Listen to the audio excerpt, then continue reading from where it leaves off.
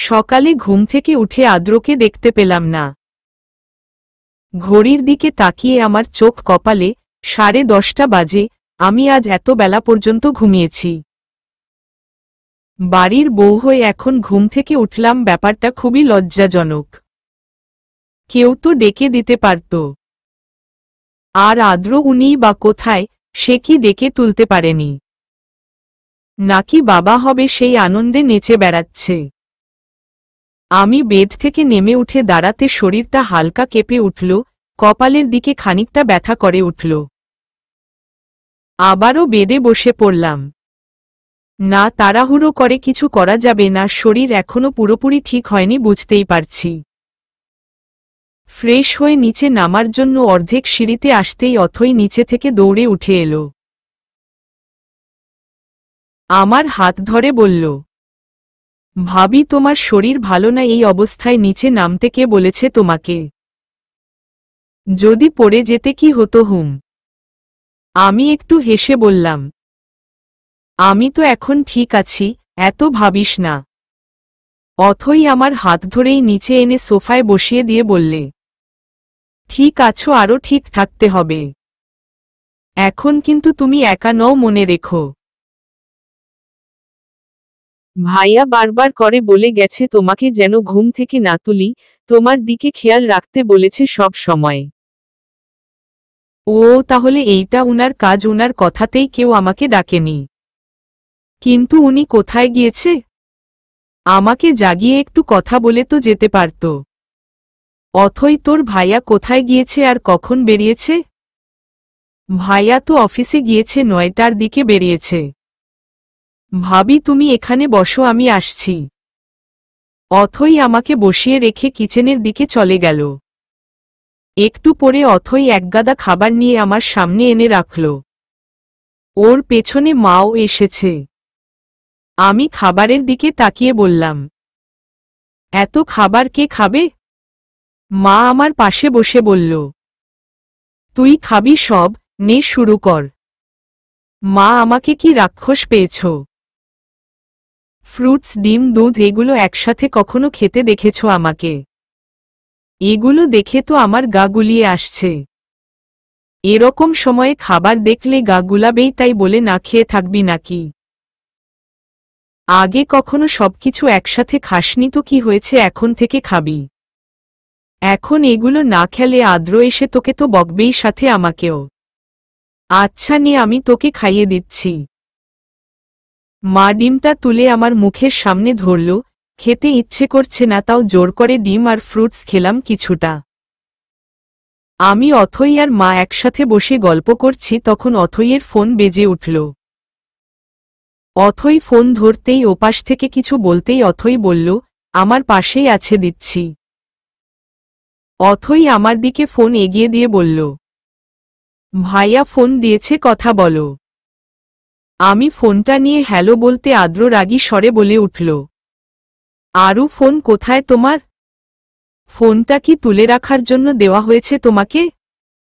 বারবার ফোন দিয়ে পাচ্ছি না, কতটা টেনশন হচ্ছিল জানো তুমি? আমি নিচে মা আর অথইয়ের সাথে বসে গল্প করছি। ফোন তো রুমে রেখে এসেছি, রুমে ফোন বাজলে নিচে থেকে কি করে শুনব?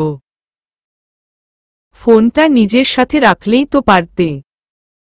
যাই হোক, খেয়েছ তুমি? হুমম, খেয়েছি। আচ্ছা ঠিক আছে, আমি এখন রাখছি, দুপুরে চলে আসব। কোনো কিছু লাগলে অথই বা মাকে বলবে। সাবধানে থেকো কেমন, নিজের এবং আমাদের বেবির খেয়াল রাখবে। আমি হুম বলে ফোন রেখে দিলাম। এখনই এত কেয়ার করার কোনো মানে হয়? বেবির তো এখনো কিছুই হয়নি, কি খেয়াল রাখব ওর? বেবি যখন বড় হতে শুরু করবে তখন যে কি করবে উনি আল্লাহ জানে।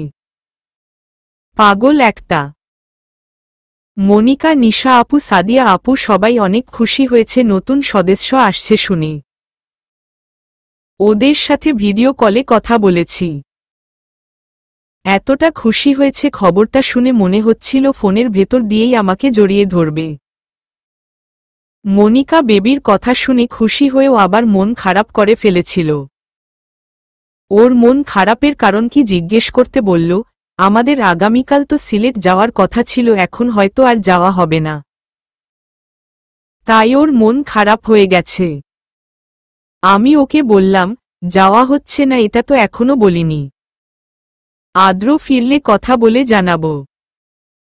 বিকেলে ব্যালকনিতে আদ্রর বুকে মাথা রেখে বসে আছি। উনি আমাকে জড়িয়ে পেটের ওপর থেকে জামাটা একটু তুলে পেটে হাত বুলাতে লাগল। আমি উনার হাতটা ধরে বললাম, এই কি করছো তুমি, হঠাৎ পেটে হাত বুলাচ্ছ কেন? কেন আবার আমাদের বেবিকে আদর করছি। শুধু কি তোমাকে আদর করলে চলবে বলো, ওকেও তো আদর করতে হবে। না হলে যে অভিমান করবে ওর বাবার ওপর। উফ, এই লোকটার মাথা খারাপ হয়ে গেল নাকি? যার হাত পা চোখ নাক মুখ শরীরের কোনো অংশই তৈরি হয়নি এখনো সে নাকি অভিমান করবে। আদ্রকে বললাম, এসব পাগলামো এখন করার কোনো মানেই হয় না। বেবির শরীরের কোনো গঠন তৈরি হয়নি এখনো, আর তুমি বলছো ও অভিমান করবে। আদর করছো ওকে।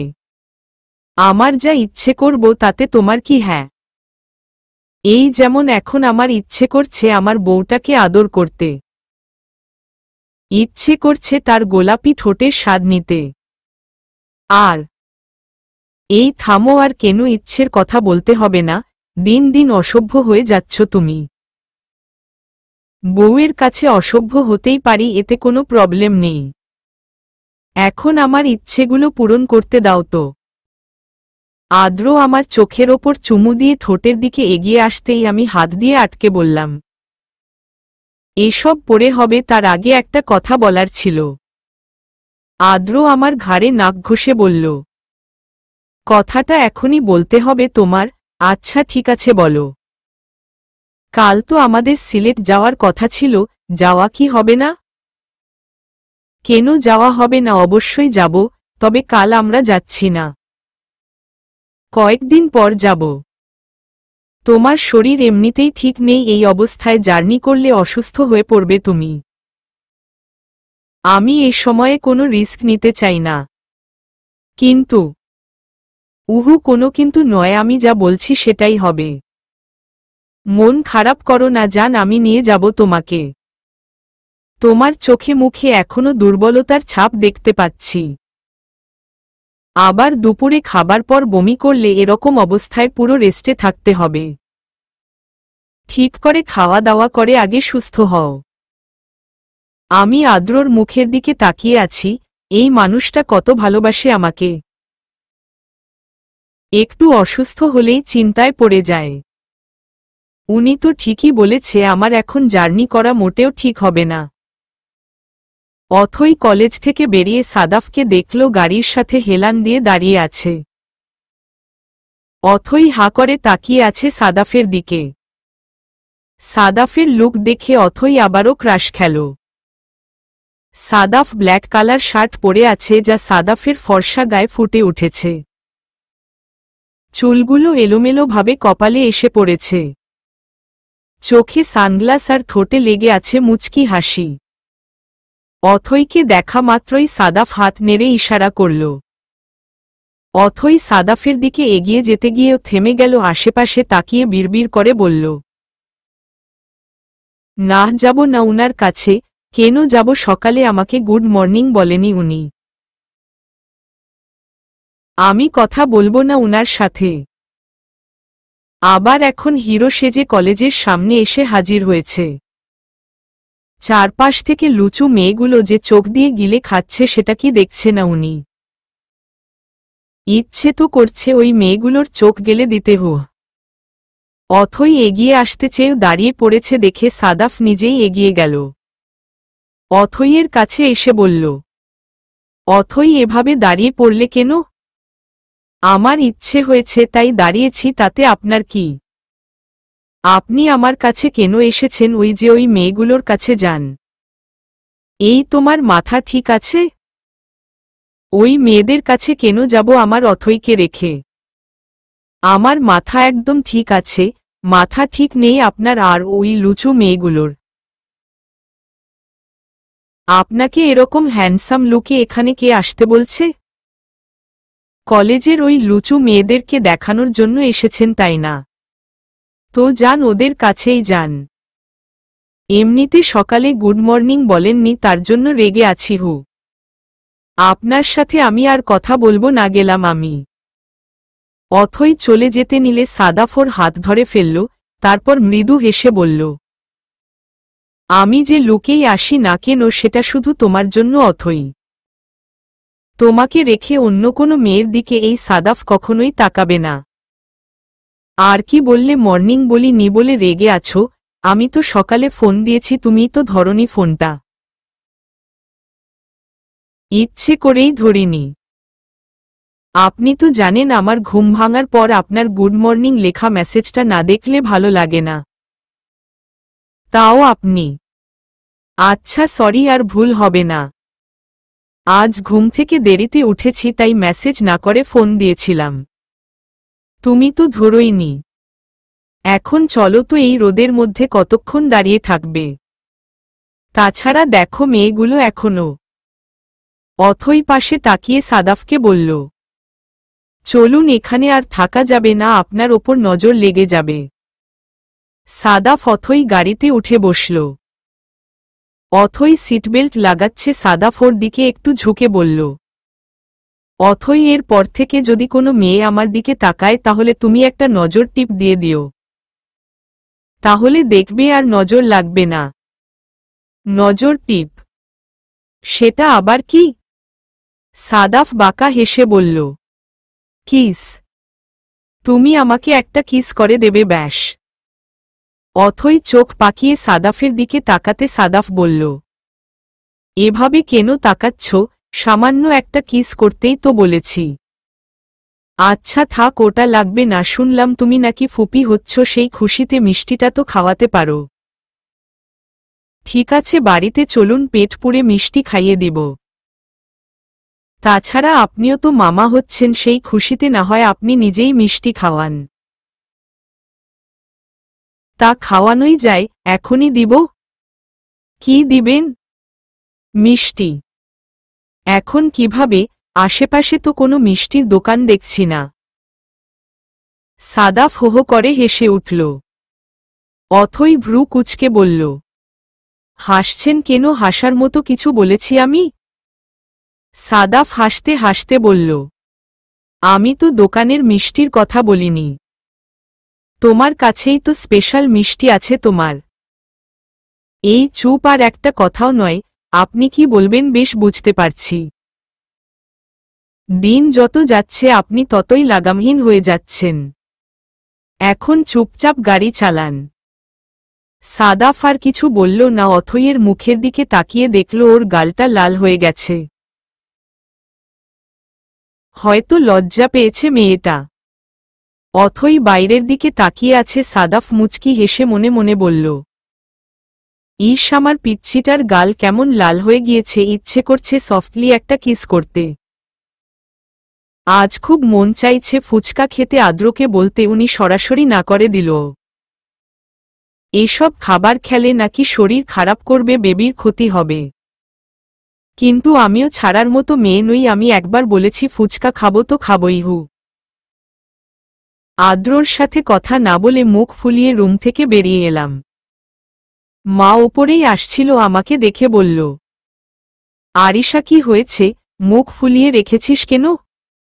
আমি কাঁদো কাঁদো ফেস করে বললাম, তোমার ছেলে আমাকে বকেছে। আসলে আদ্র আমাকে একটুও বকেনি, মায়ের কাছে বকা দেওয়ার কথা বললে কাজ হবে তাই বললাম। হিহি। সে কি রে? আদ্র কেন বকেছে তোকে? কি করেছিস তুই? কিছু না মা, শুধু বলেছিলাম ফুচকা খাবো আর উনি। বুঝেছি। কিন্তু আরিশা, এখন এসব না খেলে হয় না। এসব খাবার তো স্বাস্থ্যসম্মত নয়। আমি বলি কি? মাকে থামিয়ে অভিমানী স্বরে বললাম, থাক মা, আর কিছু বলতে হবে না। তুমি কি বলবে জানি আমি। তোমরা কেউ আমাকে ভালোবাসো না, কেউ না। আমি তোমাদের কারো সাথেই কথা বলবো না। মা হেসে উঠে বলল, কদিন পরে বাচ্চার মা হবি আর তুই নিজেই বাচ্চাদের মতো করছিস।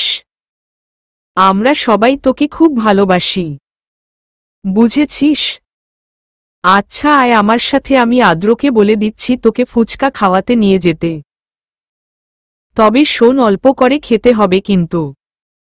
আমি খুশিতে লাফিয়ে উঠে মাকে জড়িয়ে ধরে বললাম, থ্যাংক ইউ মা, তুমি খুব খুব খুব ভালো। আমি অল্প করেই খাব। মায়ের কথা ফেলতে না পেরে আদ্র বাধ্য হয়েই আমাকে নিয়ে বের হল। বাড়ি থেকে বের হওয়ার সময় উনি আমার সাথে কোনো কথা বলেনি। হয়তো উনার ওপর জেদ করেছি বলে রেগে গিয়েছে। বাড়ি থেকে ৭৮ মিনিটের দূরত্বে একটা ছোটখাটো ফুচকার দোকান আছে, আদ্র আমাকে সেখানেই নিয়ে এসেছে। আমি গাড়ি থেকে নেমে সামনে দুপা ফেলতেই কিছু একটার সাথে হোঁচট খেয়ে পড়ে যেতে নিলে আদ্র আমাকে ধরে ফেলল। আমি চোখ মুখ খিচে আদ্রর শার্ট খামচে ধরলাম। উনি আমাকে সোজা করে দাঁড় করিয়ে বলল, আরু দেখে হাঁটবে তো নাকি? এখন পড়ে গেলে যদি কোনো অঘটন ঘটত। ফুচকা খেতে মানা করেছি, তার জন্য মুখ ফুলিয়ে রাখলে। পরে কত করে বললাম ফুচকা আমি বাড়িতে নিয়ে দিব, কিন্তু তুমি তো তা মানবে না বলে পণ করে বসেছিলে। তোমার জেদের কাছে হার মেনে নিয়ে এসেছি ফুচকা খাওয়াতে। চলেই তো এসেছি, তাহলে এত তাড়াহুড়ো করার কি আছে? আমি উনার দিকে তাকিয়ে বললাম, এই রাস্তার মাঝে বকছ কেন হুম? আমি তো দেখেই হাঁটছিলাম, হঠাৎ হোঁচট খেলে আমার দোষটা কোথায়? তুমি যদি আবারও বকো আমাকে, তাহলে কিন্তু আমি বাবার বাড়িতে চলে যাব। আদ্র একটু হাসল, তারপর বলল, তোমাকে বাবার বাড়িতে যেতে দিল তো যাবে, আমার বউ আর বেবিকে কোথাও যেতে দিব না। আমি তোমাকে বকবো আবার আদরও করব, বুঝেছ? চলো এখন। আদ্র ফুচকা দিতে বলে আমাকে চেয়ারে বসিয়ে নিজেও বাসল।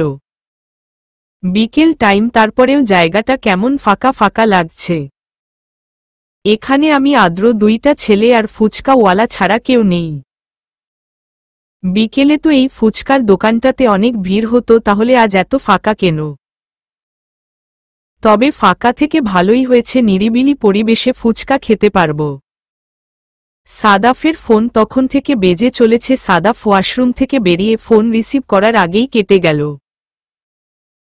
সাদাফ ফোনটা হাতে নিয়ে দেখল কিউট পাগলি নামে সেভ করা নাম্বার থেকে ৩বার কল এসেছে। সাদাফ হাত থেকে টাওয়েলটা বেডে রেখে ব্যালকনিতে গিয়ে সে নাম্বারে কল দিল।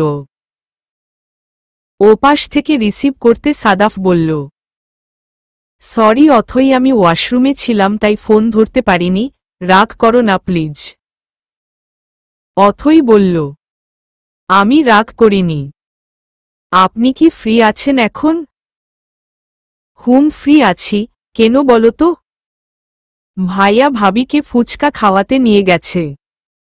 আদ্র আরিশাকে ফুচকা খাওয়াতে নিয়ে গেছে, তাতে তোমার কি শুনি? আমার অনেক কিছু, আমিও ফুচকা খেতে যাব। সাদাফ একটু হেসে বলল, তো আদ্রদের সাথে গেলেই পারতে। ভাইয়ারা যখন গিয়েছে আমি তখন কোচিংয়ে ছিলাম, তাছাড়া আমি বাড়িতে থাকলেও যেতাম না ওদের মাঝে কাবাবে হাড্ডি হতে। আমার পিচ্ছিটা অনেক বোঝে দেখছি। তাহলে আমার এখন কি করতে হবে? তোমাকে ফুচকা খাওয়াতে নিয়ে যেতে হবে, তাই তো? অথই উচ্ছ্বাসিত স্বরে বলে উঠল, ঠিক ধরেছেন আপনি। আপনি খুব ভালো, অল্প কথায় বুঝে গেলেন আমি কি বলতে চেয়েছিলাম। আচ্ছা, আমি তাহলে রেডি হয়ে বের হচ্ছি, আপনি তাড়াতাড়ি চলে আসুন। আমি যাব না। তবে একটা শর্ত যদি মানতে পারো তাহলে যেতে পারি। যাব না শুনে অথইয়ের মুখের হাসিটা মিলিয়ে গেল। মন খারাপ করে বলল, কি শর্ত বলুন? আমাকে আর আপনি করে বলা চলবে না। আপনিটা বাদ দিয়ে তুমিতে আনতে হবে। পারবে তো? অথই একটু চুপ থেকে বলল, হুট করে কি কোনো অভ্যাস পাল্টানো যায় বলুন? আমি চেষ্টা করব বলার। আচ্ছা ঠিক আছে, আমি আসছি, দেখা হলে আপনি শব্দটা যেন না শুনি। শুনলে তোমাকে রেখে আমি চলে আসব। অথই বিড়বিড় করে বলল, বজ্জাত লোক একটা সুযোগ পেয়ে আমাকে ফাঁসালো। ঠিক আছে, আমারও সময় আসবে, তখন দেখবে এই অথই কি করতে পারে। কি হলো, বিড়বিড় করে কি বলছো? জোরে বলো, আমিও শুনি। এত শুনতে হবে না, আমি শর্তটা মেনে নিচ্ছি, আসুন আপনি। ফুচকা খাচ্ছি, আদ্র আমার দিকে তাকিয়ে আছে। আমি ভ্রু নাচিয়ে বললাম, এভাবে তাকিয়ে আছো কেন? তোমার খাওয়া দেখছি আর ভাবছি আমার বউটা এত খাদক হলো কবে থেকে। আমি মোটেও খাদক নই। ফুচকাটা একটু বেশিই ভালো লাগে তাই খাচ্ছি। আমাকে এভাবে না দেখে তুমিও খাও। আদ্রর সাথে কথা বলছি আর খাচ্ছি। এখানে এখন আমি আদ্র আর ফুচকা বিক্রেতা ছাড়া কেউ নেই। আদ্রর ফোনে অফিসের একটা ইম্পর্টেন্ট কল আসতে উনি রিসিভ করে একটু কথা বলতে বারবার কল কেটে যাচ্ছিল, হয়তো নেট প্রবলেম। আদ্রকে বললাম, এখানে হয়তো নেট প্রবলেম হচ্ছে তাই কেটে যাচ্ছে বারবার। তুমি বাইরে গিয়ে কথা বলে এসো। ঠিক আছে, তুমি খেতে থাকো, আমি বাইরে থেকে কথা বলে আসছি। এখানেই বসে থাকবে, উঠবে না। মাথা নাড়িয়ে হ্যাঁ বলতে আদ্র বাইরে গেল। আদ্র বাইরে এসে কথা শেষ করে ভেতরে ঢুকতে যেয়েও দাঁড়িয়ে পড়ল। মনে মনে বলল, আরুকে ওখানকার জমানো পানি খাওয়ানোটা ঠিক হবে না। ফুচকা খাচ্ছে, ওটাই তো শরীরের ক্ষতি করবে। বিশুদ্ধ পানি না খেলে আরও প্রবলেম হতে পারো। আমি বরং ফ্রেশ পানি কিনে নিয়ে আসি। আদ্র রাস্তা পার হয়ে দোকানে গেল পানি আনতে। আদ্র পানির বোতল হাতে নিয়ে ভেতরে ঢুকতে ঢুকতে বলল, আরু তোমার জন্য পান। এটুকু বলে আদ্রর সামনে তাকিয়ে থেমে গেল। আদ্রর বুকের ভেতরাটা হঠাৎ মোচড় দিয়ে উঠল, কারণ তার আরু সেখানে নেই। তবে টেবিলের ওপর তার ফোন পার্স পড়ে আছে। আদ্র দ্রুত পায়ে টেবিলটার কাছে যেতে আরও চমকে উঠল। ফুচকা বিক্রেতা নিচে পড়ে আছে। আদ্র হাঁটু ভেঙে বসে লোকটিকে ধরে উঠে বসাল। কি হয়েছে আপনার, এভাবে পড়েছিলেন কেন? আর এখানে যে আমার ওয়াইফ বসেছিল, ও কোথায়? লোকটি মাথায় হাত চেপে ভাঙা ভাঙা কণ্ঠে বলল, আপামনিরে ওরা মুখ আটকাইয়া ধইরা নিয়া গেছে। আমি আটকাইতে চাইছিলাম, ওরা আমার মাথায় আঘাত করাই আর কিছুই টের পাই নাই। লোকটির কথা শুনে আদ্র আতকে উঠল। লোকটিকে ঝাঁকিয়ে বলল, আপনি এসব কি বলছেন? ওরা কারা? কে নিয়ে গেছে আমার আরুকে?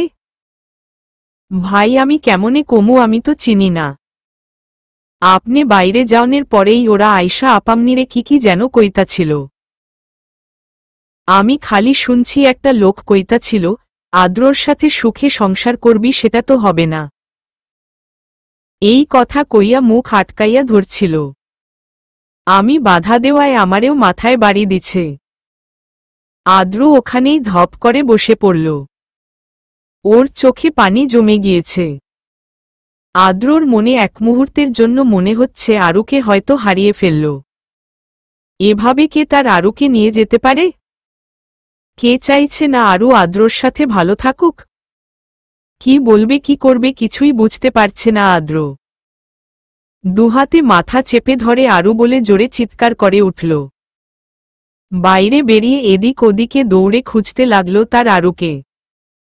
কিন্তু না, কোথাও দেখতে পেল না সে তার আরুকে।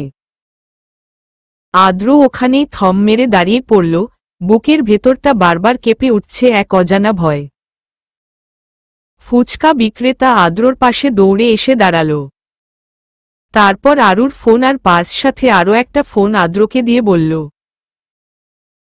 ভাই এইগুলা আপামনির, আর এই মোবাইল আপামনি যে টেবিলে বসেছিল ওর টেবিলটার নিচে পাইছি। সাদাফ অথইকে নিয়ে এসেছে ফুচকা খেতে। অথই মজা করে খাচ্ছে আর সাদাফ ওর দিকে তাকিয়ে মিটমিট করে হাসছে। ওর মনে হচ্ছে একটা ছোট্ট মেয়ে ওর সামনে বসে ফুচকা খাচ্ছে। সাদাফের ফোনে কল আসতে দেখল আদ্র কল দিচ্ছে। সাদাফ রিসিভ করে বলল, হ্যাঁ আদ্র বল। ফোনের ওপাশ থেকে কোনো কথা বলছে না দেখে সাদাফ আবারও বলল, হ্যালো আদ্র, কথা বলছিস না কেন? আদ্র কাপা কাপা গলায় বলল, সাদাফ আমার আরও। সাদাফ আদ্রর এভাবে কথা বলতে শুনে দাঁড়িয়ে উত্তেজিত স্বরে বলল, আরু মানে আরিশার কথা বলছিস তুই? কি হয়েছে আরিশার, তোর কণ্ঠ এমন শোনাচ্ছে কেন? তোরা ঠিক আছিস তো? অথই সাদাফের পাশে এসে দাঁড়িয়েছে, ওদের কথার কিছুই বুঝতে পারছে না। তবে সাদাফের কথা শুনে বুঝতে পারছে আদ্র হয়তো আরুকে নিয়ে কিছু বলছে। সাদাফ আবারও বললে, আদ্র চুপ করে কেন আছিস বল আমায়। আমার আরুকে পাচ্ছি না সাদাফ, কেউ আরুকে আমার থেকে আলাদা করতে চাইছে। কিডন্যাপ করেছে ওকে। আমার আরুকো। আদ্র আর কিছু বলতে পারছে না, গলায় কথা আটকে যাচ্ছে। সাদাফ রেগে বলল, আদ্র কি বলছিস কি তুই? আরিশাকে পাচ্ছিস না মানে?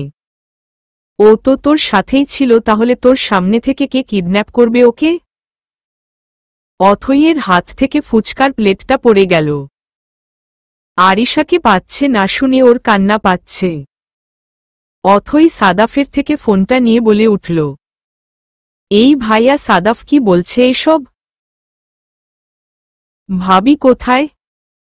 জানি না বোন, আমি আরুকে সামলে রাখতে পারিনি আমার সামনে থেকে ওকে। ভাইয়া তুমি কোথায় আছো বলো, আসছি আমরা। আদ্র কোথায় আছে বলতে সাদাফ আর অথই তাড়াতাড়ি গাড়িতে উঠল। সাদাফ গাড়ি চালাচ্ছে খুব দ্রুত বেগে। সাদাফের চোখেও পানি জমে গেছে আরু কিডন্যাপ হয়েছে শুনে। নিজের বোনের মতো করেই আরিশাকে ভালোবাসত সাদাফ। অথই সাদাফের হাত চেপে ধরে বলল, ভাবিকে পাওয়া যাবে তো সাদাফ? সাদাফ অথইকে আশ্বস্ত করে বলল, চিন্তা করো না, আরিশাকে ঠিক খুঁজে পাব। আগে আদ্রর থেকে জানতে হবে সবটা। আদ্র সাদাফ অথই চুপচাপ বসে আছে। আদ্র ওদেরকে যেটুকু জানে বলেছে। বারবার নিজেকে দোষ দিচ্ছে আদ্র। আদ্রর মনে হচ্ছে আরুকে একা রেখে বাইরে না গেলে হয়তো এমন কিছুই ঘটত না। আদ্রর চোখ মুখ এটুকু সময়ই শুকিয়ে গেছে। অথই একটু চুপ থেকে বলল, ভাইয়া এই কাজটা রাফিয়া আপু করেনি তো? আদ্র সাদাফ দুজনেই তাকালো অথইয়ের দিকে। সাদাফ বলল, আমারও কিন্তু রাফিয়ার নামটাই মাথায় আসছে। আদ্র তুই বললি ওরা নাকি বলেছে আরিশা তোর সাথে সুখে সংসার করবে, সেটা হতে দেবে না। তাহলে ব্যাপারটা তো এমনই, রাফিয়া তোকে ভালোবাসত, তুই ওকে অপমান করেছিস। তাই হয়তো রাফিয়া তোর পাশে আরিশাকে সহ্য করতে পারছে না। সাদাফের কথা শুনে আদ্র উঠে দাঁড়িয়ে বলল, চল আমার সাথে। সাদাফ জিজ্ঞেস করল, কোথায় যাব? রাফিয়ার বাসায়। তোদের আইডিয়া যদি ভুল না হয়, আরুর কিডন্যাপের পেছনে যদি রাফিয়াই থাকে, তাহলে ওকে আমি ছাড়ব না, খুন করে ফেলব ওকে আমি। আরু আর আমার সন্তানকে যে বা যারা কষ্ট দিচ্ছে তাদেরকে তো শাস্তি পেতেই হবে। আর যদি রাফিয়া এর পেছনে না থাকে তাহলে ওখানে পড়ে থাকা এই ফোনটাই আমাকে আরুর কাছে যাওয়ার পথ দেখাবে। সাদাফ বলল, আদ্র আগে রাফিয়ার বাসায় নয়, পুলিশকে আগে সবটা জানাতে হবে। আর এই ফোনটাও পুলিশের হাতে দিতে হবে। এই ফোন থেকেই একটা না একটা ক্লু বের হবেই। আদ্র সাদাফ পুলিশকে সবটা বলে রাফিয়ার বাসায় এসেছে। কলিং বেল বাজাতেই রাইমা এসে দরজা খুলে দিল। আদ্রকে দেখে অবাক হয়ে বলল, ভাইয়া আপনি এখানে? আদ্র কথা না বাড়িয়ে জিজ্ঞেস করল, রাফিয়া কোথায়? আপু তো নিজের রুমে আছে। আপুকে কেন খুঁজছেন ভাইয়া, আপু কি আবারও কিছু করেছে? সাদাফ বলল, তোমার আপুকে আগে ডাকো, কিছু করেছে কিনা ও এলেই বোঝা যাবে। রাইমা ভেতরে চলে গেল রাফিয়াকে ডাকতে।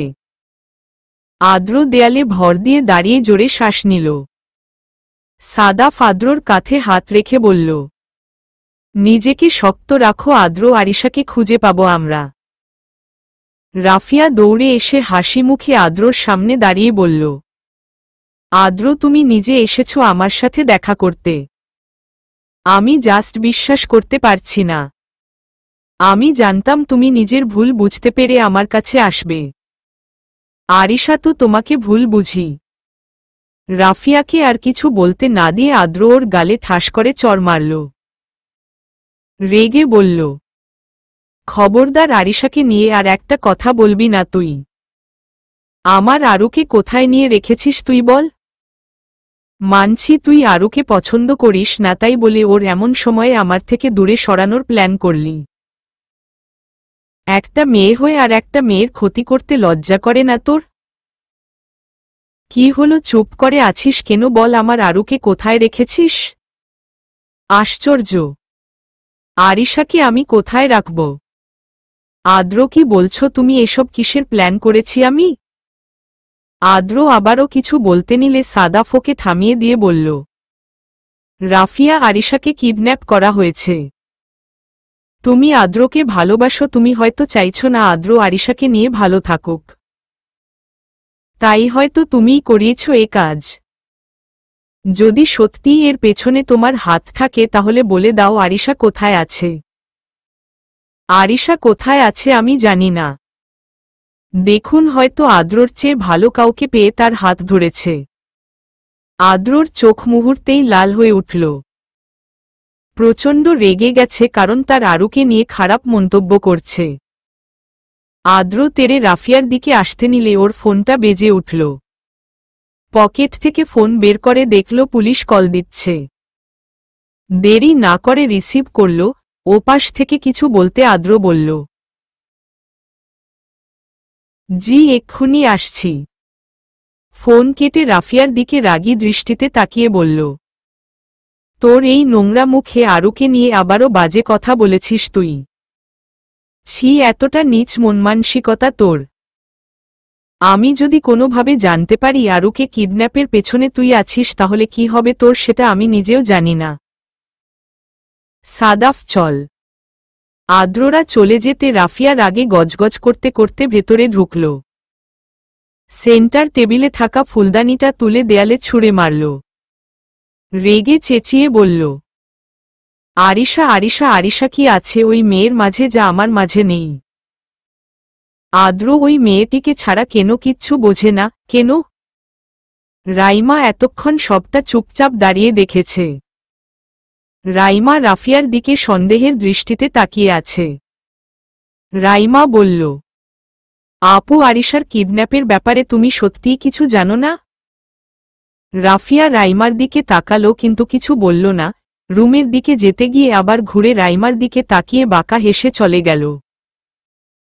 চোখ মেলে তাকিয়ে নিজেকে অপরিচিত জায়গায় আবিষ্কার করলাম।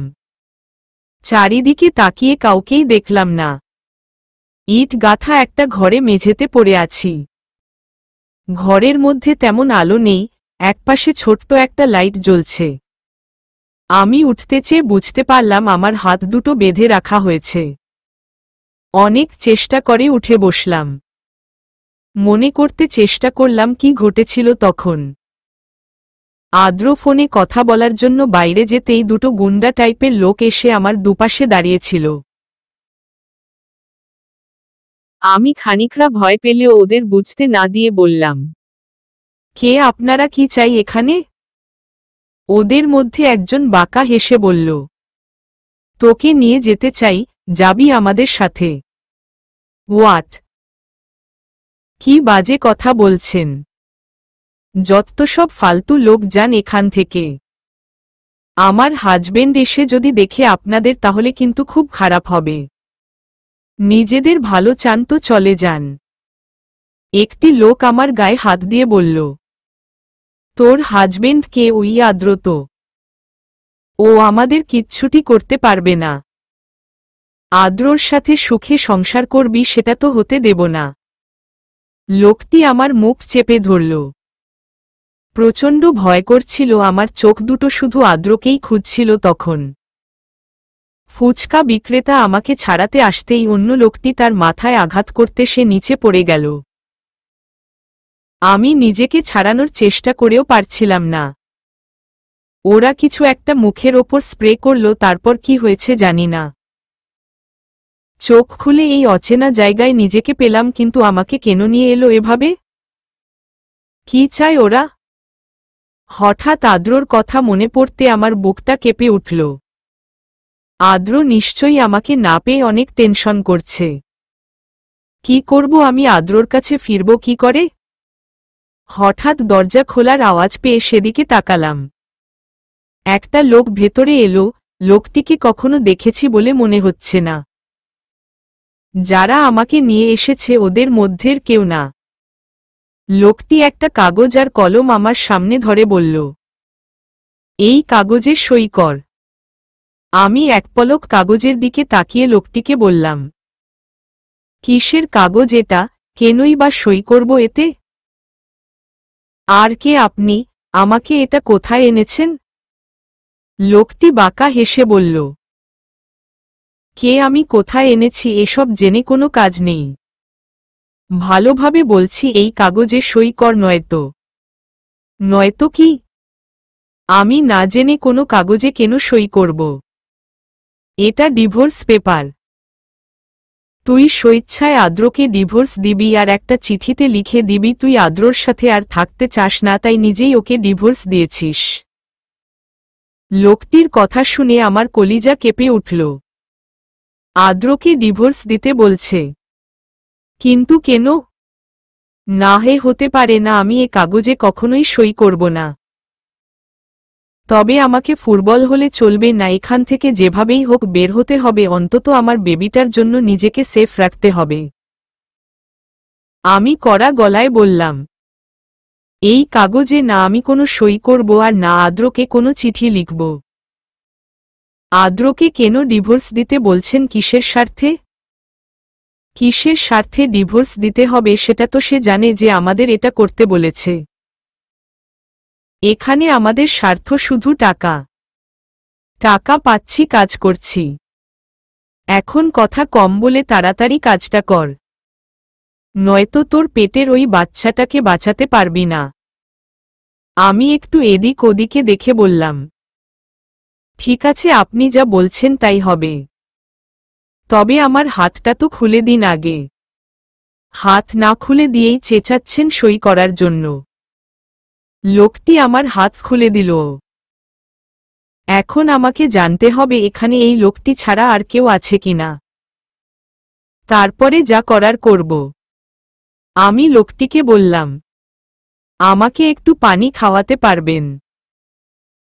বাইরে হয়তো আপনার সাথে আরো লোক আছে, ওদেরকে বলুন না পানি এনে দিতে। তারপর আমি সই করে দিব। লোকটি আমার দিকে কিভাবে যেন তাকালো। তারপর উঠে দাঁড়িয়ে বলল, শোন, একদম চালাকি করার চেষ্টা করবি না।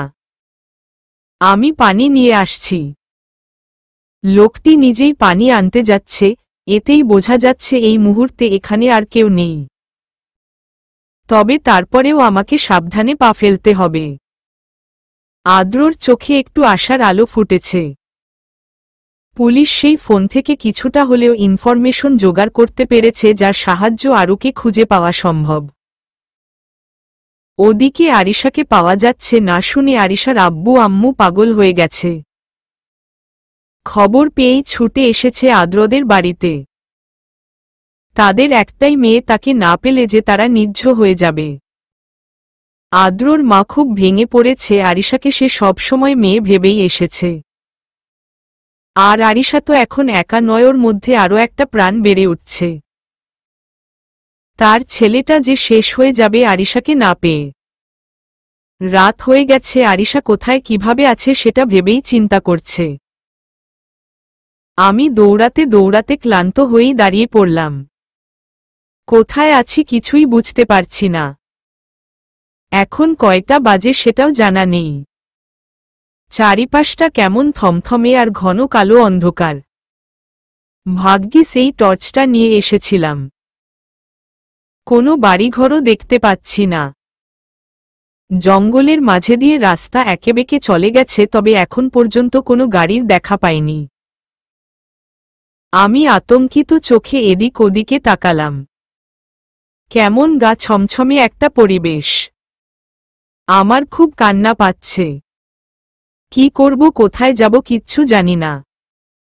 আমি কি আমার বেবিটাকে সেফ রেখে সবার কাছে ফিরে যেতে পারব? এতক্ষণে হয়তো বাড়িতে সবাই জেনে গেছে। কিছুক্ষণ আগে লোকটি পানি আনতে যেতেই আমি ঘরের এদিক ওদিকে তাকিয়ে ঘরের এক কোনো রডের মতো কিছু একটা দেখতে পেয়ে ওটা হাতে নিয়ে দরজার পাশে দাঁড়ালাম। লোকটি ভেতরে ঢুকতে নিলেই রড দিয়ে মাথায় আঘাত করলাম। লোকটির হাত থেকে পানির বোতল আর টর্চ লাইট পড়ে গেল। মাথা চেপে ধরে নিচে বসে পড়তেই আমি রডটা দিয়ে লোকটির হাতে পিঠে কয়েকটা বাড়ি মারতে সে মেঝেতে লুটিয়ে পড়ল। আমি আর দেরি না করে পড়ে থাকা টর্চটা নিয়ে দৌড়ে বেরিয়ে এলাম। বাইরে বেরিয়েই আমার শরীর শিউরে উঠল। কেননা জায়গাটা একদম নিস্তব্ধ, অন্ধকার চাদরে ঢাকা। শুনশান নীরবতা বিরাজ করছে। তারপর ওখানে আর না দাঁড়িয়ে টর্চের আলোতে দৌড়াতে লাগলাম। রাস্তাটা পেয়ে একটু স্বস্তি পেলেও কোনো লোকজন আর গাড়ি না পেয়ে প্রচণ্ড ভয় লাগছে আমার। আমার শরীরটাও ফুরবল লাগছে, এমনিতে অসুস্থ ছিলাম, তারপর বিকেল থেকে এত সব হচ্ছে আমার সাথে। চোখ ঝাপসা হয়ে আসছে। আবছা আলো আসছে আমার চোখে, সামনে তাকিয়ে দেখলাম একটা গাড়ি দেখা যাচ্ছে। কিন্তু আমি আর দাঁড়িয়ে থাকতে পারছি না, পা ভেঙে আসছে। গাড়িটা আমার কাছাকাছি আসতেই আমার চোখের সামনেটা অন্ধকার হয়ে মাটিতে লুটিয়ে পড়লাম। চোখে মুখে পানির ছিটে পড়তে আমি পিটপিট করে চোখ মেলে তাকালাম। চোখ খুলে বুঝতে পারলাম আমি গাড়ির মধ্যে আছি। কিন্তু কার গাড়িতে আছি, আবারও কোনো বিপদে পড়লাম না তো? পাশে থেকে মেয়েলি কণ্ঠে কেউ বলে উঠল, আপনি ঠিক আছেন? আমি পাশে তাকিয়ে মেয়েটিকে চিনতে পারলাম না। দেখে আমার থেকে বড় মনে হচ্ছে। কে এই মেয়ে আর আমি এই গাড়িতে কেন? মেয়েটি আমার দিকে তাকিয়ে আছে। হ্যাঁ, আমি ঠিক আছি। কিন্তু আপনি কে? মেয়েটি বলল, আমি পৃথা, আপনি আমাদের গাড়ির সামনে অজ্ঞান হয়ে পড়ে গিয়েছিলেন। এই সাইম, এদিকে এসো, দেখো উনার জ্ঞান ফিরেছে। মেয়েটি গাড়ির জানালা দিয়ে মুখ বের করে সাইম নামে কাউকে ডাকল। সেই গাড়ির সামনের দরজা খুলে গাড়িতে বসে আমার দিকে ঘুরে তাকাল।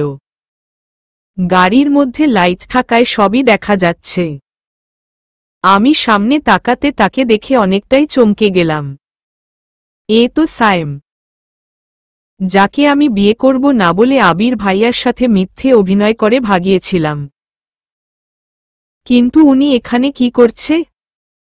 আচ্ছা, এই সাইমই আমাকে কিডন্যাপ করেনি তো? সাইম আমার দিকে তাকিয়ে মৃদু হেসে বলল, আরিশা, তুমি এত রাতে একাই জঙ্গলের রাস্তায় কি করছিলে? কার সাথে এসেছ? আমি এখনো হাঁ করে তাকিয়ে আছি সাইমের দিকে। উনার কথা শুনে তো সন্দেহজনক কিছু মনে হচ্ছে না। তাহলে কি আমার ভাবনাটা ভুল? পৃথা নামের মেয়েটি সাইমকে জিজ্ঞেস করল, সাইম, তুমি উনার নাম জানো কি করে, চেনো উনাকে? হুম, চিনি, তোমাকে একটি মেয়ের কথা বলেছিলাম না যার সাথে আমার বিয়ের কথা হয়েছিল, ওই সে মেয়ে। ওর নাম আরিশা। মেয়েটি অবাক চোখে আমার দিকে তাকিয়ে বলল, হুম, বুঝলাম। কিন্তু আপু, আপনি এত রাতে এখানে কি করে এলেন বললেন না তো? আমি কিছু বলতে যাব তখনই হঠাৎ চোখ পড়ল রাস্তার ডান পাশের জঙ্গলের দিকে। টর্চের আলোতে দুজন এদিকেই আসছে। আমার বুকের ভেতর ধুক করে উঠল। সে কিডন্যাপারগুলো নয় তো? যদি তারাই হয় তাহলে তো নিজেকে আর বাঁচাতে পারব না। আমি সেদিকে তাকিয়েই তাড়া দিয়ে বললাম, আমি আপনাদেরকে সবটা বলবো, আগে এখান থেকে চলুন, প্লিজ তাড়াতাড়ি চলুন। সাইম বলল, আরিশা কি হয়েছে, তুমি কি ভয় পেয়েছ কিছু দেখে? বললাম তো সবটা বলবো, আগে চলুন, আমাকে হেল্প করুন প্লিজজ। পৃথা সাইমকে বলল কথা না বাড়িয়ে গাড়ি স্টার্ট করতে। সাইম আর কিছু না বলে গাড়ি স্টার্ট করল। আমি পেছনে তাকিয়ে দেখলাম লোকগুলো আমাদের গাড়ির পেছনে দৌড়াচ্ছে। তাহলে আমার ধারণাই ঠিক, ওরা ওই দলেরই লোক। আদ্র সাদাফ পুলিশের সাথে সে জঙ্গলে এসেছে যেখানে আরিশাকে রাখা হয়েছিল। কিডন্যাপারদের ফেলে আসা ফোনে আরিশা কিডন্যাপ হওয়ার আগে বারবার যে নাম্বারে কল দিয়েছে এবং কল রিসিভ করেছে, সেই নাম্বারটা লোকেশন এই জায়গাটাতেই দেখাচ্ছে। ওরা গন্তব্যস্থানে পৌঁছে ইটে গাঁথা ছোট একটা ঘর দেখতে পেল। দরজার ফাঁকা দিয়ে বোঝা যাচ্ছে ভেতরে আলো জ্বলছে। আদ্র সাদাফের হাত খামচে ধরল। ওর চোখজোড়া চিকচিক করে উঠছে। সাদাফ আদ্রকে বলল, আল্লাহ যদি সহায় হন তাহলে আমরা আরিশাকে এখানেই পাব। চল এগোনো যাক। ওদের সাথে 4 জন পুলিশ ছিল। 2 জন পুলিশকে বাইরে রেখে ওরা দরজার কাছে গিয়ে দাঁড়াল। ভেতর থেকে কথার আওয়াজ আসছে। আদ্র দরজায় হাত দিতেই খুলে গেল। সবাই ভেতরে ঢুকতে 2টো লোক চমকে তাকালো পেছনে। ওরা দৌড়ে বেরিয়ে যেতে নিলে পুলিশ ধরে ফেলল। সামনে আর একটি লোক মাথা চেপে ধরে দেয়ালে পিঠ ঠেকিয়ে বসে আছে। সে ভয়ার্থ দৃষ্টিতে তাকিয়ে আছে সবার দিকে। আদ্র এদিক ওদিকে তাকিয়ে এই 3 জন ছাড়া কাউকে দেখতে পেল না। ওর বুকটা কেঁপে উঠল। তাহলে কি ভুল জায়গায় চলে এসেছে? কিন্তু এই লোকগুলো এত রাতে এখানে কি করছে, এই প্রশ্নটা আদ্রর মনে বারবার উকি দিচ্ছে। আর কেনই বা বাকি 2 জন পালাতে চেয়েছিল ওদের দেখে? আদ্র সামনে বসে থাকা লোকটির দিকে দুপা ফেলতেই ওর পায়ের নিচে কিছু বাঁধল। নিচে তাকিয়ে দেখল একটা দুল পড়ে আছে। নিচু হয়ে দুলটা হাতে তুলতেই চমকে উঠল আদ্র। এই দুলটা যে তার অতি পরিচিত। আদ্র দুলটা সামনে ধরে মনে মনে বলল, এটা তো আরুর দুল। এটা এখানে পড়ে আছে, তার মানে আমার আরু এখানেই কোথাও আছে, না ভুল জায়গায় আসিনি আমি। পুলিশ ওই লোক দুটোকে জিজ্ঞেস করছে কিন্তু তারা কিছুই বলছে না। আদ্র বসে থাকা লোকটির সামনে গিয়ে শক্ত গলায় জিজ্ঞেস করল, আরিশা কোথায়?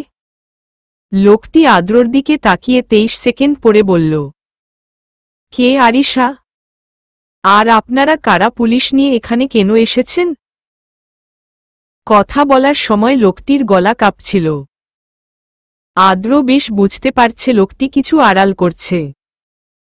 আদ্র রেগে গিয়ে লোকটির কলার চেপে ধরে বলল, আমরা কারা আর পুলিশ কেন সবই বুঝতে পারবি।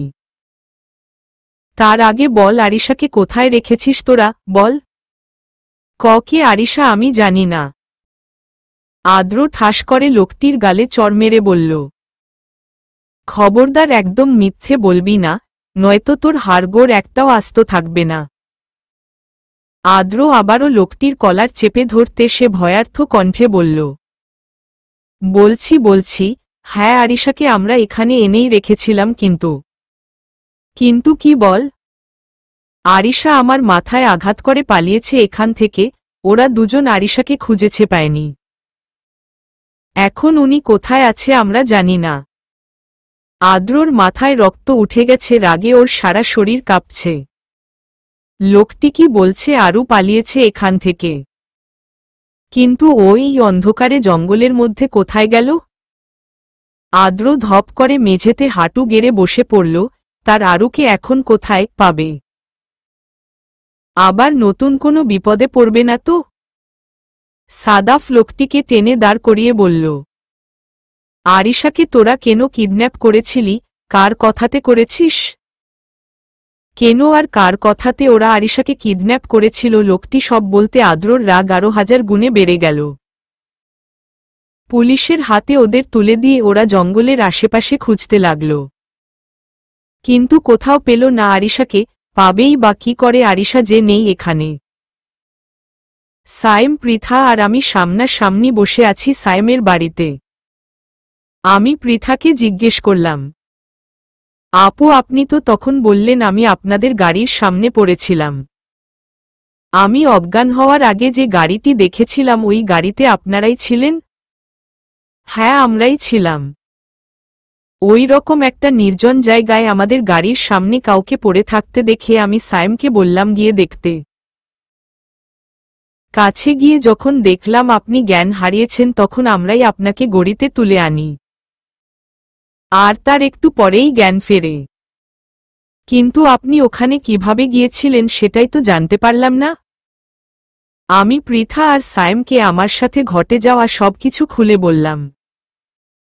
পৃথা মৃদু হেসে বলল, আপনি তো অনেক সাহসী। আপনার এই অবস্থাতেও রিস্ক নিয়ে ওই লোকটাকে মেরে বেরিয়ে এলেন। সায়েম বলল, হুমম, আরিশার সাহস আছে বলতে হবে। ও আমাকেও বোকা বানিয়ে যেভাবে তাড়িয়েছিল ভেবে এখনো হাসি পায়। আমি সায়েমের দিকে তাকিয়ে বললাম, আপনি কি করে জানলেন আমি বোকা বানিয়েছি আপনাকে? খোঁজ নিয়ে জানতে পেরেছিলাম ওটা তোমার বোনের হাজবেন্ড ছিল। প্ল্যান করে করেছিলে ওসব। আমি চাইলেই আবার তোমাকে বিয়ের জন্য প্রস্তাব দিতে পারতাম, কিন্তু আমি তা করিনি কারণ তোমার হয়তো আমাকে ভালো লাগেনি তাই ওমন প্ল্যান করেছিলে। ভালো লাগেনি যে সেটা নয় আসলে, পৃথা বলে উঠল। সায়েম, এসব কথা এখনই তুলতে হলো তোমার? আপু আপনি আসুন, ফ্রেশ হয়ে নেবেন। আমি হালকা হেসে বললাম, আপু আমাকে আপনি আরিশা বলেই ডাকবেন আর ছোট বোন ভেবে তুমি করে বলবেন। কিন্তু আপনাদের সম্পর্কটা কি সেটাই তো বললেন না এখনো। সায়েম বলল, পৃথা আমার ওয়াইফ, পৃথাও কিন্তু তোমার মতোই দুষ্টু টাইপের। আমি মনে মনে ভেবেছিলাম সম্পর্কটা এমনই হবে। আমি আপনার সাথে যা করেছিলাম তার জন্য সরি।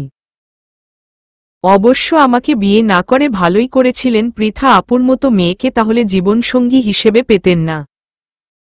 সায়েম একটু হাসল। পৃথা বলল, আরিশা তুমি এসো তো, কথা পড়ে হবে। আগে ফ্রেশ হয়ে কিছু খেয়ে নাও, এভাবে থাকলে বেবির ক্ষতি হবে। আমি মিনতির স্বরে বললাম, আমি আদ্রকে একটু ফোন দিব, উনি নিশ্চয়ই পাগল হয়ে গেছে আমাকে না পেয়ে। আপু আপনার ফোনটা একটু দিতে পারবেন? পৃথা নিজের ফোনটা আমাকে দিয়ে বলল, নাও। শোনো, তুমি উনাকে বলো তুমি সেফ আছো, টেনশন না করতে, আমরা কাল তোমাকে বাড়িতে পৌঁছে দিব। আমি আদ্রর নাম্বারে কয়েকবার ফোন দিয়ে বন্ধ পেলাম। হঠাৎ করেই খুব টেনশন হচ্ছে। উনার ফোন বন্ধ কেন? ঠিক আছেন তো উনি?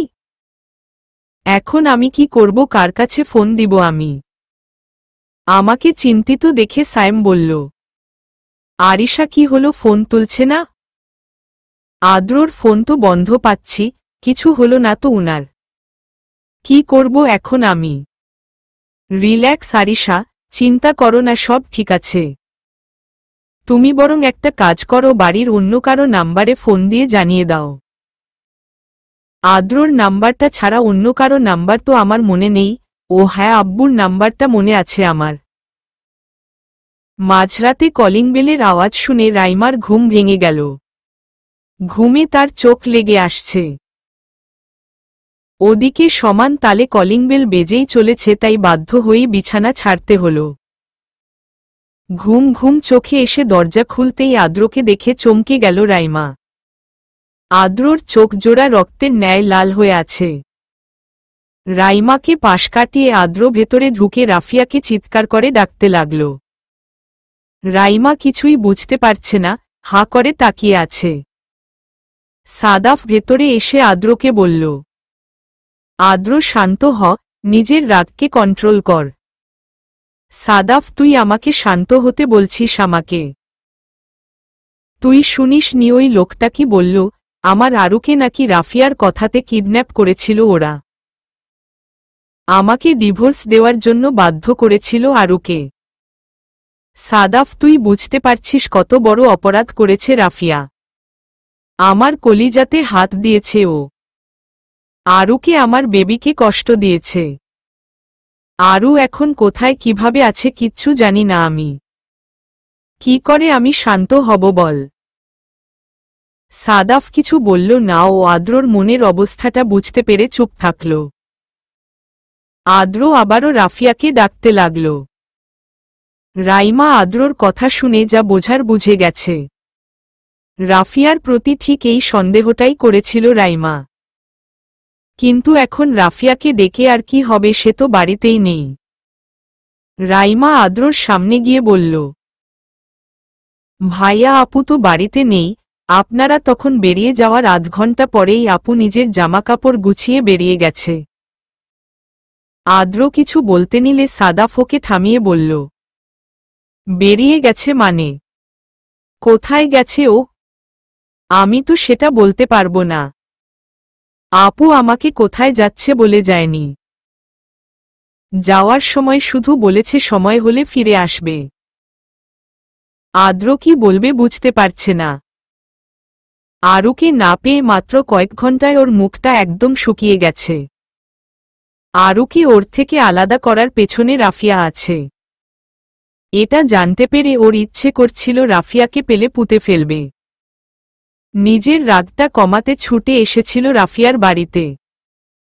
এখানে এসে রাফিয়াকে না পেয়ে আদ্রর ভেতরের রাগ কষ্টগুলো যেন অশ্রু হয়ে ঝরছে। আদ্রর চোখ থেকে অঝরে পানি গড়িয়ে পড়ছে। আরিশাকে ছাড়া আদ্রর লাইফটা যে চলবেই না। সাদাফ আদ্রকে কখনো এতটা ভেঙে পড়তে দেখেনি।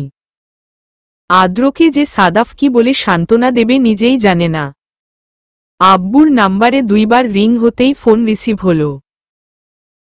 আব্বু ওপাশ থেকে বলল, হ্যালো, কে বলছেন? আব্বুর কণ্ঠটা কেমন ভেজা ভেজা লাগছে। এত রাতে ফোন দিতেই আব্বু ফোনটা রিসিভ করল। নিশ্চয়ই অনেক টেনশনে আছেন। আমার গলাটাও কাঁপছিল, আমি কিছু বলতে চেয়েও পারলাম না, হুহু করে কেঁদে উঠলাম। আব্বু চমকে উঠে বলল, মামনি তুমি? আরিশা, কোথায় আছো তুমি বলো?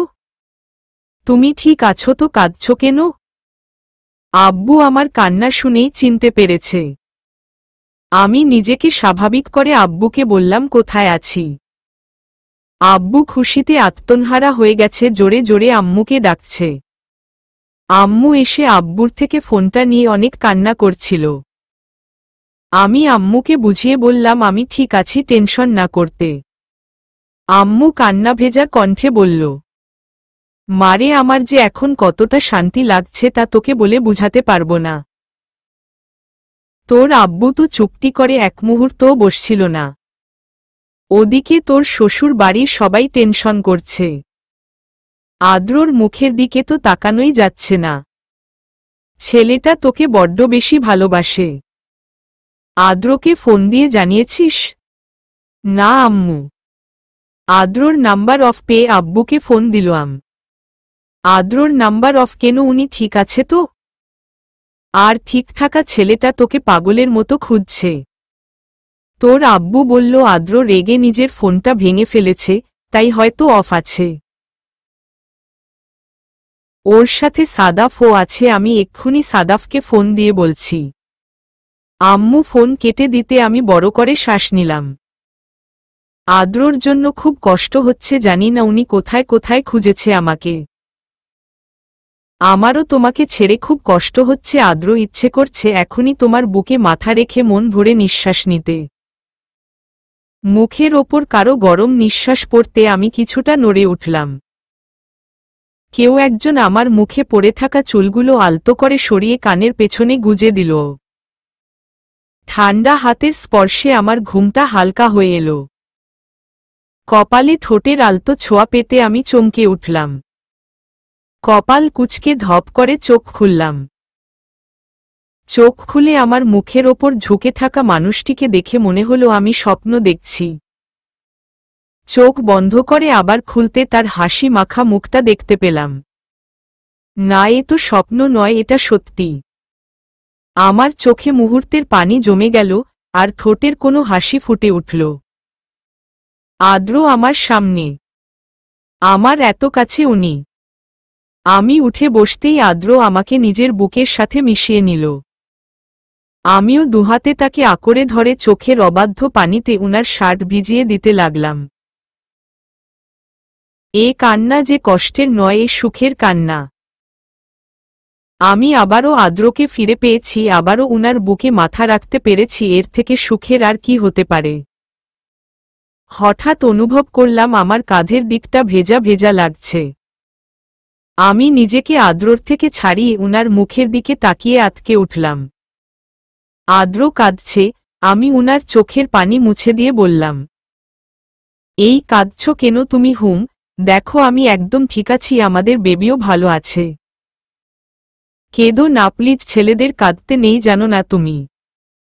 আদ্র আমার হাত নিজের হাতের মুঠোয় নিয়ে ভেজা কণ্ঠে বলল, তোমাকে না পেলে আমি মরেই যেতাম আরও। আমি জাস্ট ভাবতে পারছিলাম না তুমি নেই আমার কাছে। আমার পাশে তোমাকে না পেয়ে যে আমার নিঃশ্বাস নিতেও কষ্ট হচ্ছিল। তোমাকে আর আমাদের অনাগত সন্তানকে ঘিরে যে আমি হাজারো স্বপ্ন বুনে রেখেছি। কিছু মুহূর্তের জন্য মনে হয়েছিল সে স্বপ্নগুলো হয়তো আমার ভান্নাতেই থেকে যাবে। অবাক চোখে চেয়ে আছি আদ্রর দিকে। এই মানুষটা আমাকে এত কেন ভালোবাসে? সত্যি আজ আমার গর্ব করা উচিত এমন একজন স্বামী পেয়ে। কেউ কাউকে কতটা ভালোবাসলে এভাবে কাঁদতে পারে তা আদ্রকে না দেখলে বুঝতে পারতাম না। আমি শাড়ির আঁচল দিয়ে উনার চোখ মুখ ভালো করে মুছে দিয়ে বললাম, আমি তো এখন তোমার সামনেই আছি, তারপরেও চোখে পানি কেন? আমাদের বেবি তার বাবার এভাবে কান্না করা দেখছে তো, ওর সামনে কাঁদছ কেমন হলো না ব্যাপারটা? আদ্র আমার কথা শুনে মুচকি হাসল, তারপর বলল, আমাদের বেবির ও তো জানা দরকার ওর বাবা ওর মাকে কতটা ভালোবাসে, তাই না? হুম। আচ্ছা, তুমি এত সকালে এখানে কি করে এলে? ঠিকানা জানলে কিভাবে? আদ্র আমার গালে ঠোঁট ছুঁয়ে বলল, রাতে তোমার আম্মু সাদাফকে ফোনে তোমার খবরটা জানানোর পরে সাদাফ আমাকে বলেছে। আমি তখনই তোমাদের বাড়িতে গিয়ে সবটা শুনেছি। তুমি যে নাম্বার থেকে ফোন দিয়েছিলে ওই নাম্বারে ফোন দিয়ে ঠিকানা নিয়ে চলে এলাম। আমি যখন ফোন দিয়েছি তখন তো রাত প্রায় 2টো বাজছিল। তুমি এই রাতেই চলে এসেছ, তাও আবার একা। আমি তো বলেছিলাম আম্মুকে আমি নিজেই চলে যাব, তুমি তাহলে এত রিস্ক নিয়ে কেন? আদ্র আমাকে থামিয়ে বলল, চুপ, আর কোনো কথা নয়। আমার বউকে আমি নিজে নিয়ে যেতে এসেছি। তোমাকে একা রেখে আমি আর কোথাও যাব না। ছায়া হয়ে থাকব তোমার পাশে। জানো আরু, তোমাকে ওই জঙ্গলে না পেয়ে অনেক ভয় পেয়ে গিয়েছিলাম, ভেবেছিলাম তোমাকে হয়তো আর দেখতে পাব না। একমাত্র আল্লাহ আমাদের সহায় ছিলেন। তাই তো সায়েম পৃথা ওদের মতো কারো হাতেই পড়েছিলে তুমি। আদ্রর চোখের দিকে তাকিয়ে থেকে শক্ত করে জড়িয়ে ধরলাম উনাকে। উনার বুকে মাথা রেখে বললাম, ভালোবাসি আদ্র, খুব ভালোবাসি তোমাকে। আদ্র আমার মাথায় হাত বুলিয়ে বলল, আমিও তোমাকে অনেক ভালোবাসি আরু সোনা। কিছুক্ষণ আগে আদ্র আমাকে বাড়িতে নিয়ে এসেছে। আসার পরে মা আমাকে জড়িয়ে ধরে অনেক কাঁদছিল। বাবা মা দুজনেই খুব খুশি হয়েছে আমাকে ফিরে আসতে দেখে। অথই তো আমার সাথেই লেগে আছে। একটু আগে আব্বু আম্মু এসেছে। সবার সাথে কথা বলে রুমে এসে ফ্রেশ হয়ে নিলাম। ড্রেসিং টেবিলের সামনে দাঁড়িয়ে চুল আঁচড়াচ্ছি, হঠাৎ আদ্র পেছনে থেকে আমার কোমর জড়িয়ে ধরল। চুলের ভেতর মুখ গুজে বলল, আরু, তোমার ভেজা চুলের এই মাতাল করা স্মেলটা আমাকে পাগল করে দেয়। ইচ্ছে করে সারাক্ষণ তোমাতেই ডুবে থাকি। আমি মুচকি হেসে আয়নার দিকে তাকিয়ে বললাম, বেশি মাতাল হওয়া ভালো নয়, যদি কখনো অনেক দূরে চলে যাই তখন নিজেকে কিভাবে সামলাবে?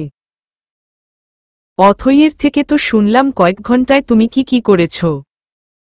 এত পাগলামো কেউ করে হুম? আমি যদি আর ফিরে। আদ্র আমাকে আর কিছু বলতে না দিয়ে নিজের দিকে ঘুরিয়ে গম্ভীর গলায় বলল, বলেছি না আর কোথাও যেতে দিব না তোমাকে। আর কখনো ভুলেও আমার থেকে দূরে যাওয়ার কথা মুখে আনবে না। আমি বাঁচতে চাই, আরও আমার বেবি আর তোমাকে নিয়ে বাঁচতে চাই। আদ্র আমার কপালে ঠোঁটের স্পর্শ দিয়ে আমাকে শক্ত করে বুকের সাথে জড়িয়ে নিল। কয়েকদিন পর আজ আবার ভার্সিটিতে এসেছি। অসুস্থতা আর সব ঝামেলার কারণে পড়াশোনাটাও ঠিক করে হচ্ছে না। আদ্র নিজে এসে দিয়ে গেছে, আবার যাওয়ার সময় নিয়ে যাবে। ক্লাস শেষ করে বের হয়ে আদ্রকে ফোন দিয়ে বললাম আসতে। আমি বাইরে না গিয়ে তিথির সাথে ক্যান্টিনে বসে গল্প করছি। তখন একটি মেয়ে এসে আমাদের সামনে দাঁড়ালো, মুচকি হেসে বলল, আমি কি এখানে বসতে পারি? তিথি আমার দিকে তাকিয়ে আবার মেয়েটির দিকে তাকালো। আমি হাসি মুখে বললাম, হ্যাঁ বসুন না। মেয়েটি সামনের চেয়ারে বসে বলল, আমরা সেম ইয়ার, তুমি করে বললেই খুশি হব। তিথি বলল, সেম ইয়ার? কই, তোমাকে তো ক্লাসে দেখিনি কখনো। মেয়েটি হাসি মুখেই বলল, আমি ইংলিশ ডিপার্টমেন্টে, তাই ক্লাসে দেখনি। তিথি ছোট করে হুম বলল। আমি মেয়েটির দিকে তাকিয়ে আছি, কেমন যেন চেনা চেনা লাগছে। কারো চেহারার সাথে এই মেয়ের চেহারায় অনেক মিল আছে, কিন্তু কার সাথে? মেয়েটি আমার দিকে তাকিয়ে বলল, আরিশা কেমন আছো, আর তোমার বেবি কেমন আছে? আমি ভ্রু কুঁচকে তাকালাম মেয়েটির দিকে। মেয়েটি আমাকে চেনে, আবার বেবির কথাও জানে। জি, আমি এবং বেবি দুজনেই ভালো আছি। কিন্তু তুমি কে, আমাকে কিভাবে চেনো? আমি রাইমা, রাফিয়া আমার বড় বোন। রাফিয়া নামটি শুনেই চমকে উঠলাম। আমার মুখের হাসিটাও মিলিয়ে গেল। এটা রাফিয়ার বোন। রাফিয়া আবারও নতুন কোনো প্ল্যান করে ওকে পাঠায়নি তো আমার কাছে। কিন্তু আদ্রর মুখে যতটা শুনেছি রাফিয়ার বোনটা রাফিয়ার থেকে একদম আলাদা।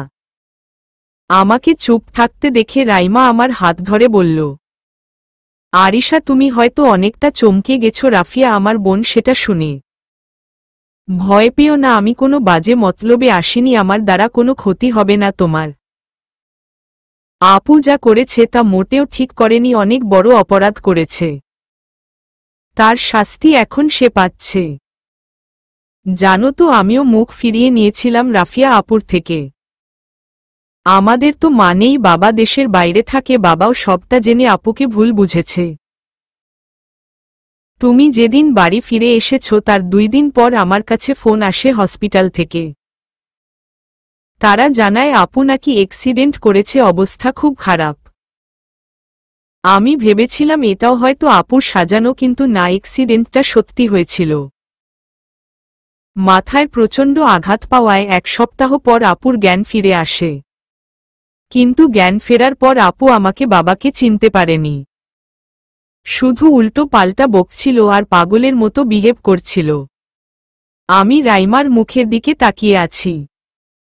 কথাগুলো বলার সময় ওর চোখ টলমল করছিল, মুখটাও কেমন ফ্যাকাশে লাগছিল।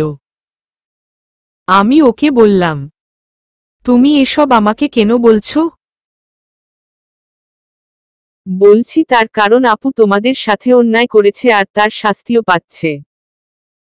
আমি আপুর হয়ে তোমার কাছে ক্ষমা চাইছি, যদি পারো আপুকে তোমরা ক্ষমা করে দিও প্লিজজ। ডক্টর বলেছে আপু নিজের স্মৃতি হারিয়েছে আর ব্রেইনে আঘাত পাওয়ার কারণে সে এমন পাগলের মতো বিহেভ করছে। আপু আর কখনো স্বাভাবিক হতে পারবে কিনা জানি না, হয়তো তার কৃতকর্মের ফল এটা। আদ্রকে রাফিয়ার ব্যাপারে বলতে আদ্র খুব রেগে গিয়েছিল। রাফিয়ার কথা সে শুনতে চায় না। আদ্র বলেছে রাফিয়া যা করেছে তার শাস্তি পাচ্ছে। আমিও আর কথা বাড়াইনি। রাফিয়াকে নিয়ে কথা না বাড়ানোই ভালো। অন্যের জন্য ফাঁদ পাতলে সে ফাঁদে একসময় নিজেকেই পড়তে হয়, রাফিয়ার ক্ষেত্রেও সেটাই হয়েছে। তবে যাই হোক, সেও তো আমার মতোই একজন মানুষ। আল্লাহর কাছে দোয়া করি রাফিয়া যেন আবারও স্বাভাবিক হয়ে ওঠে। অথইয়ের পরীক্ষা আর 4 দিন পর। পড়াশোনাটা খুবই মনোযোগ দিয়ে করছে। রাত 10:30 বাজে তখন এক গ্লাস দুধ নিয়ে অথইয়ের রুমে গিয়ে দেখলাম অথই পড়ছে। দুধের গ্লাসটা টেবিলে রেখে বললাম, অথই দুধটুকু খেয়ে নে। আর শোন, বেশি রাত জাগিস না, মাথায় চাপ পড়বে, সকালে উঠে পড়িস। অথই মৃদু হেসে বলল, আচ্ছা ভাবি, তুমি যাও, গিয়ে শুয়ে পড়ো। আমি বেরিয়ে যেতে নিলে বেডের দিকে চোখ পড়ল, অথইয়ের ফোনে কল আসছে। হয়তো সাইলেন্ট করা, তাই শব্দ হচ্ছে না। অথই, তোর ফোন এসেছে, সাইলেন্ট করে রেখেছিস কেন? অথই আমার দিকে ঘুরে বসে বলল, আসুক ফোন, তোমার ভাই ফোন দিচ্ছে। আমি ইচ্ছে করেই সাইলেন্ট করে রেখেছি। আমি ফোন ধরে বললাম, পড়া শেষ করে তারপর কথা বলবো না? সে এখনই কথা বলবে। ভাবি, তুমিই বলো, এতে কি পড়ায় মনোযোগ থাকে? একটুও মনোযোগ থাকে না। আমার ভাইয়াটা কি করবে বল? সে হয়তো আমার এই সুইট ভাবিটাকে অনেক বেশি মিস করছে। ওহো ভাবি, আমাকে একদম ভাবি বলবে না। আমি তোমার ছোট, তাই অথই বলবে। আচ্ছা বলবো। এখন ফোনটা রিসিভ করে ভাইয়াকে একটু শান্ত কর, না হলে দেখবি এই রাতে বাড়িতে চলে আসবে। আমি রুম থেকে বেরিয়ে আসতে অথই ফোন হাতে নিয়ে দেখল সাদাফের নাম্বার থেকে 25টার বেশি কল এসেছে। অথই বড় একটা শ্বাস ফেলে বলল, এই লোকটার মাথাটা হয়তো গেছে, এতবার কেউ ফোন দেয়। সাদাফ আবারও কল দিতে অথই রিসিভ করে বলল, আমি না বললাম পড়া শেষ করে কথা বলবো, তারপরেও এত ফোন দিচ্ছেন কেন শুনি? মিস করছিলাম তো তাই। অথই, তোমাকে খুব দেখতে ইচ্ছে করছে, একবার ভিডিও কলে আসবে। বিকেলেই না কোচিংয়ের সামনে থেকে দেখা হলো। মাত্র কয়েক ঘন্টার মাঝে আবারও আমাকে দেখতে ইচ্ছে করছে। শুনুন, আমি এখন ভিডিও কলে আসতে পারবো না। আমার অনেক পড়া বাকি আছে, পড়তে হবে। তুমি কি এখন ফোন রেখে দিতে চাইছো? মম। ঠিক আছে, রাখছি তাহলে। ওপাশ থেকে খট করে ফোন কেটে দিল। অথই হা করে ফোনের দিকে তাকিয়ে আছে। অথই বিড়বিড় করে বলল, সাদাফ এভাবে ফোন কাটল কেন? রাগ করল না তো? এটুকুতে কেউ রাগে ধেত। অথই নিজেই সাদাফের নাম্বারে ফোন দিল। একবার রিং হতেই ওপাশ থেকে ফোন রিসিভ হল। অথই কিছু বলবে তার আগেই ওপাশ থেকে বলে উঠল, আমি জানতাম তুমি এখনই ফোন দেবে আমাকে। আপনি ফোন কেটে দিলেন কেন? তুমিই না বললে ফোন রেখে দিতে চাইছো, তাই তো। আমি বলেছি বলে আপনি ওভাবে ফোন রেখে দেবেন? সাদাফ খানিকটা হাসল, তারপর বলল, তুমি কি ভেবেছ আমি রাগ করেছি? আমি রাগ করিনি, সামান্য কোনো ব্যাপারে এই সাদাফ রাগে না, বুঝেছ? তুমি নিজের পড়াটা শেষ করো, তারপর কথা হবে। আমি রাখছি। এই না না, ফোন রাখবেন না। কেন? আমি এখন আর পড়ব না, কথা বলবো আপনার সাথে। সাদাফ হেসে উঠে বলল, তাহলে এখন আর কথা বলতে হবে না, ঘুমিয়ে পড়ো, সকালে উঠে তো আবার পড়তে হবে। আজব মানুষ তো আপনি। এতক্ষণ নিজে কথা বলার জন্য উতলা হয়েছিলেন, আর এখন বলছেন কথা বলতে হবে না। ঈশ্বর, আমার পিচ্ছিটা রেগে গেছে বুঝি। ঠিক আছে, কথা বলো, বাট আপনিটা বাদ দাও প্লিজ। আপনিটা বাদ দিব না, ওটা সময় হলে নিজে থেকেই বাদ হয়ে যাবে। সাদাফ অথইয়ের সাথে আরও কিছুক্ষণ কথা বলে ফোন রেখে দিল। সাদাফ মনে মনে বলতে লাগল, না, অথইয়ের সাথে এখন এত কথা বলা ঠিক হবে না। এতে ও ঠিকঠাক প্রিপারেশন নিতে পারবে না। অথইয়ের পরীক্ষা যতদিন না শেষ হবে ততদিন পর্যন্ত ওকে দিনে একবারের বেশি ফোন দিব না। কিন্তু আমি কি পারবো ওর সাথে কথা না বলে থাকতে? দিনে একবার কথা বললে তো মনে হবে কথাই বলিনি। উফ, মেয়েটা আমার মাথাটা পুরোই খারাপ করে দিয়েছে। চলবে।